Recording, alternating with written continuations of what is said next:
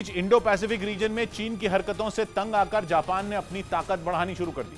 Ukraine में युद्ध के बाद जापान अपनी सुरक्षा को लेकर परेशान है, क्योंकि ताइवान के बहाने चीन ने जापान की सीमा में भी घुसपैठ की कोशिश की, जिसकी सबसे ताजा मिसाल है क्वाड सम्मेलन के दौरान हुआ रूस और चीन का साझा हवाई अभ्यास, जिसमें चीन का लड़ाकू विमान जापान की सीमा के नजदीक पहुंच गया था।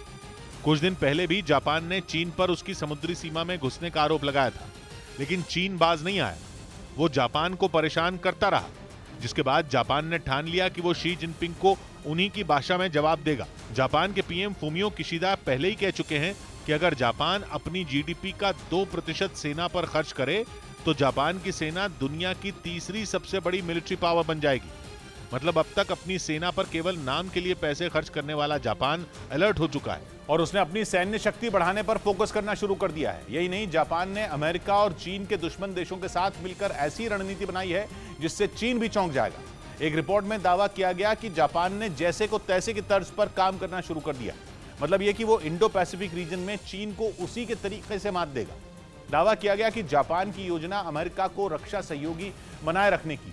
इसके अलावा वो भारत, वियतनाम, इंडोनेशिया, मलेशिया और फिलीपीन समेत 13 देशों का सहयोग लेगा। मतलब ये कि हिंद महासागर और प्रशांत महासागर में चीन को अलग थलग करने की तैयारी है। योजना यह है कि इस इलाके में चीन जिस भी देश की सीमा में घुसा वो उसे मुंह तोड़ जवाब देगा।